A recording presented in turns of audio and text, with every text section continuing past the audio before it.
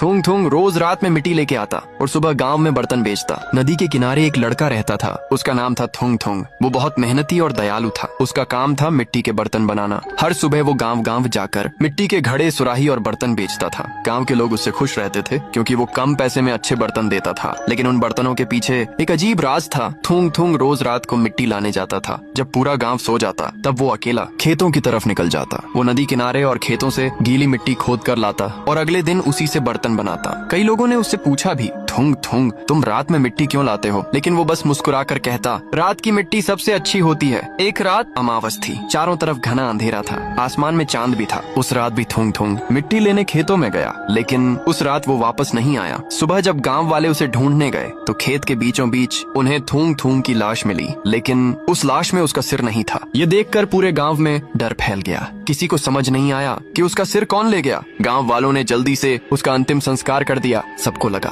अब सब ठीक हो जाएगा, लेकिन असल डर तो उसके बाद शुरू हुआ। उस रात आधी रात को गांव के पहले घर के बाहर किसी के चलने की आवाज आई। घर के अंदर बैठे लोग डर गए। तभी बाहर से एक अजीब आवाज आई, मेरा सिर कहाँ है? बाहर थुंग थुंग खड़ा था, लेकिन उसका सिर नहीं था। उसका कटा हुआ शरीर दरवाजे के सामने खड़ा था और वही आवाज बार बार गूंज रही थी, मेरा सिर कहाँ है? उस रात के बाद हर रात वो गांव में आने लगा। वो हर घर के बाहर जाकर धीरे धीरे चलता और पूछता, मेरा सिर कहाँ है? जिस घर से कोई जवाब देता, अगली सुबह वहाँ कोई ना कोई बीमार पड़ जाता। अब गाँव के लोग रात होते ही दरवाजे बंद कर लेते। कोई भी आधी रात के बाद बाहर नहीं निकलता था। एक दिन गाँव के सबसे बूढ़े आदमी ने कहा,